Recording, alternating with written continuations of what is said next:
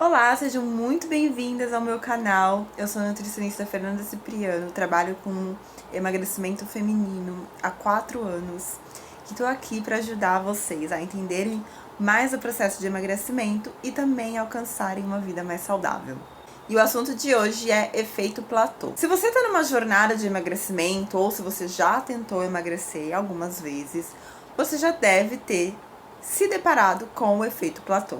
Nesse vídeo eu vou explicar exatamente por que ele acontece e como você pode superá-lo para que você continue na sua jornada de emagrecimento de uma forma efetiva e sustentável. Eu vou te explicar também como que o nosso organismo se adapta ao processo de emagrecimento e como é possível contornar essa fase do efeito platô para que você continue progredindo com confiança e motivação. Vamos lá? A primeira coisa é identificar se você está tendo um efeito platô fisiológico, ou seja, ele é condicionado totalmente pelo seu próprio corpo, ou se ele é um efeito platô comportamental.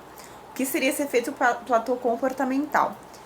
Você não sai daquele peso, você não sai daquele estado porque você cansou da dieta, porque de alguma forma você desanimou, você não tá seguindo mais o cardápio como você seguia antes, você não tá seguindo as dicas como você seguia antes, você não tá se exercitando com frequência. E aí existem, né, nessa fase da mudança de comportamento, existem muitas barreiras e desculpas, né, que a gente acaba encontrando para essa falta de ânimo ou essa falta de efetividade do paciente. Então é muito importante identificar isso porque elas vão ser tratadas de formas diferentes, né?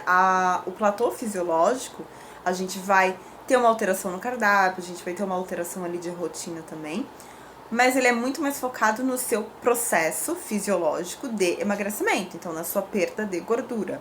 No efeito platô comportamental, a gente vai ter que ter uma mudança muito de mentalidade, a gente vai ter que identificar o que aconteceu, o porquê que você, né, desmotivou, o que causou essa mudança, por que antes você ia 5 vezes na academia, agora você tá indo 3. Então existem muitas coisas que podem estar envolvidas ali e a gente precisa avaliar de formas diferentes e tratar também de formas diferentes. Então agora vamos entender por que acontece o efeito platô fisiológico. Gente, nós, né, somos seres constituídos de DNA, certo? De células. E as nossas células, elas ainda carregam um DNA e uma formação ali de estrutura, de funcionamento, desde a época onde, né, os seres humanos começaram a surgir na cadeia evolutiva de toda a humanidade, ali desde os primeiros momentos onde houve, né, o ser humano, onde o ser humano começou a surgir como espécie. A gente ainda carrega aqueles genes, aquele modelo de funcionamento de organismo, certo? Existem, obviamente, adaptações, né? Por exemplo, naquela época, né, quando os seres humanos começaram a surgir, a gente comia carne crua, a gente comia tudo cru, a gente não tinha fogo, não tinha nada.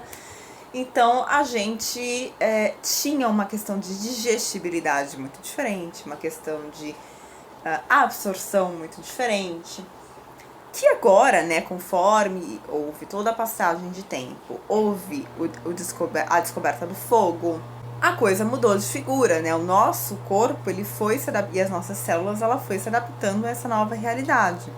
Só que vocês percebem que durante todas essas grandes mudanças evolutivas do ser humano, se passaram muitos e muitos e muitos e muitos anos, né? Milhares de anos a gente tem ali de diferença, né? De evolução de uma espécie para outra até a gente chegar na Homo sapiens sapiens, que é a que a gente está agora. Só que o que aconteceu quando a gente chegou nesse momento atual nosso, né? Agora, 2024. Anos atrás, cerca de 200 anos atrás, a gente teve uma mudança muito grande de população, né? A gente tinha uma população que era majoritariamente uma classe rural e ela começou a migrar para uma classe urbana. Já muda totalmente a nossa questão alimentar e rotineira daí, né? Os nossos trabalhos foram mudando, a nossa carga horária foi mudando, os nossos estilos de vida foram mudando a partir do momento que a gente sai de uma zona rural para uma zona urbana. Andando mais para frente na história, a gente tem a Revolução Industrial, que também mudou completamente a questão da alimentação e a questão do nosso estilo de vida. Mais para frente na história temos Primeira e Segunda Guerra Mundial, que aí foi o grande boom do quê? Dos produtos enlatados e processados. E a partir daí a gente não mudou mais o nosso estilo de alimentação.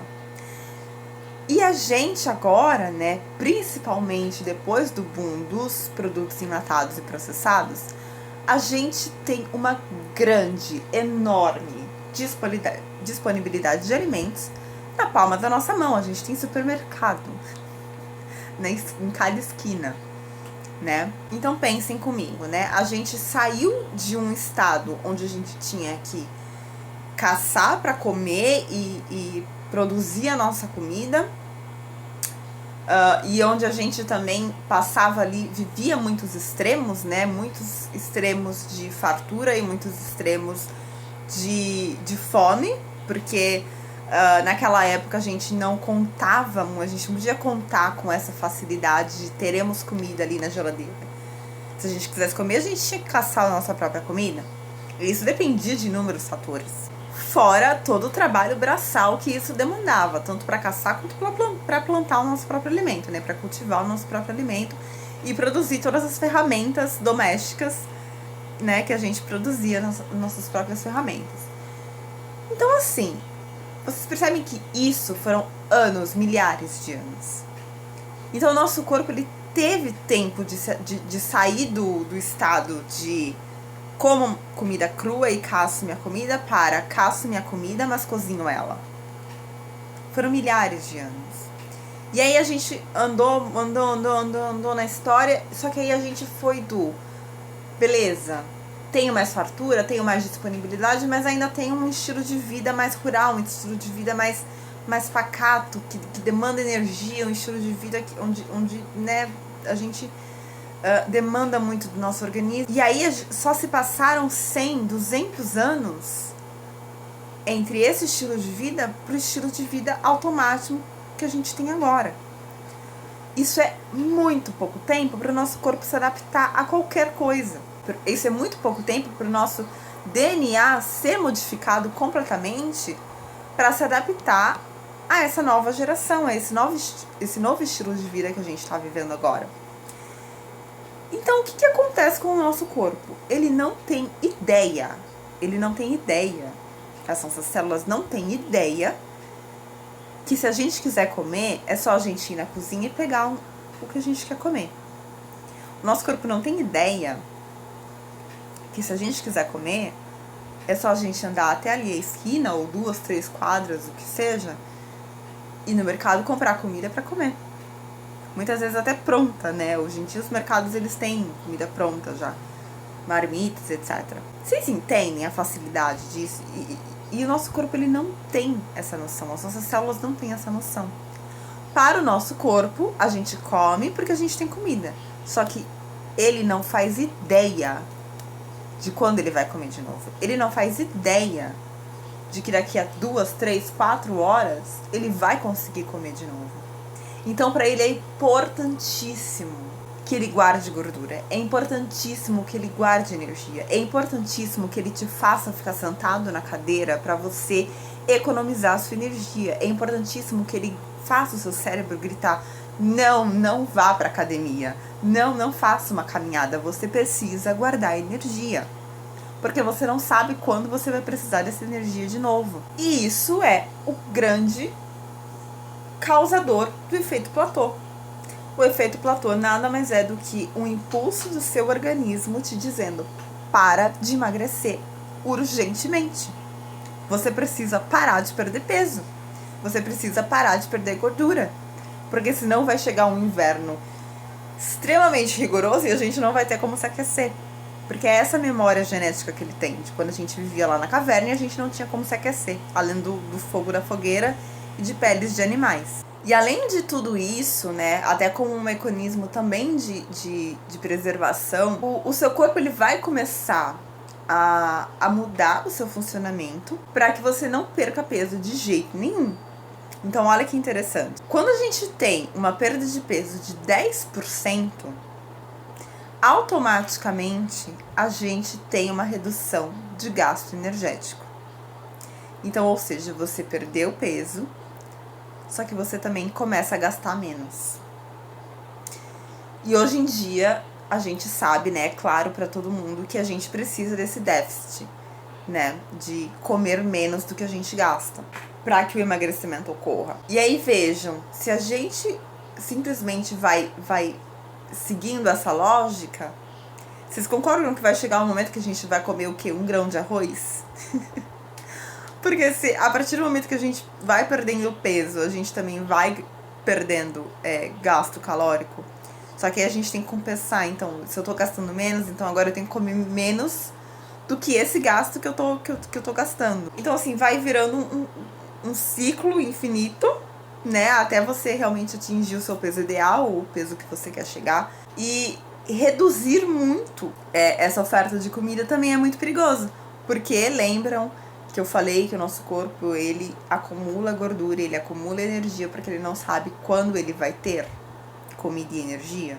Então, se a gente promove escassez, ele tá entendendo que existe uma escassez, então ele vai preservar o máximo possível. Então, a lógica, ela funciona até um certo ponto, né? Essa lógica de déficit calórico ali. Claro, a gente tem que consumir menos do que a gente gasta, porém, até um certo ponto. E junto com essa diminuição do gasto energético, também ocorre o quê? O aumento do apetite. Justamente tudo é feito para preservar a energia e preservar a gordura. Porque ele sabe que aumentando o seu apetite você vai comer mais. Comendo mais, ele vai ter mais substância para guardar. Ele vai ter mais energia para guardar.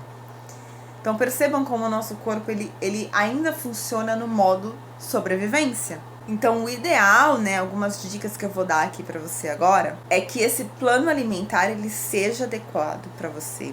Ele valorize, né, e ele seja obviamente feito de acordo com a sua necessidade. Mas também que ele seja um plano que preserve o máximo possível a sua massa magra, o seu músculo. Porque no processo de emagrecimento, além da perda de líquidos, né, ali quando a gente desincha, existe muita perda de massa magra. Porque o seu corpo prefere gastar o seu músculo do que a sua gordura. Porque gordura gera calor, gordura gera, enfim, energia, né? A gordura, ela libera muito, quando ela gasta, ela libera muito mais energia do que carboidrato e proteína, por exemplo. Então, é muito mais viável para o corpo guardar o máximo possível a gordura e ir gastando as outras coisas, inclusive o seu músculo. Então é importante que a gente tenha uma boa preservação dessa massa magra para o corpo entender que ele precisa gastar outra coisa. Outra dica importante, cuidar da sua microbiota intestinal. Então, raspar a língua pela manhã para eliminar as toxinas que prejudicam também o nosso intestino. Muitas vezes o uso de um pré e de um probiótico também é interessante, mas isso sempre com uma avaliação nutricional. Fibras, ingestão de água, frutas, legumes e verduras são sempre alimentos que auxiliam muito o nosso intestino. Então, ter uma alimentação, só de você ter uma alimentação saudável, no geral, já vai ser muito benéfico para o nosso intestino. Mas existem coisas a mais que a gente pode fazer também para beneficiar esse intestino, mas precisa também de um auxílio nutricional nesse caso. Obviamente, né, não é segredo para ninguém, a atividade física, de preferência todos os dias. Tenha fontes de prazer que não sejam somente comida. Não significa que quando você chegar cansada do trabalho, você não possa comer um bolo de chocolate. O que você não pode fazer é todo dia que você chegar cansada do trabalho, comer um bolo de chocolate, entende? Existe uma diferença ali. A comida, ela pode ser usada como conforto, ela não pode ser o seu único conforto. Outro ponto muito importante é não negligencie o seu sono. Muitas pessoas têm uma quantidade de sono boa, então de 7 a 8 horas por noite, porém a qualidade dele é ruim. Então, é muito importante que você também se atente ao seu sono, não durma com luz acesa. Antes de dormir, é essencial que vocês já preparem o ambiente de vocês, que vocês não fiquem fazendo uso de telas, celular, notebook, computador, televisão.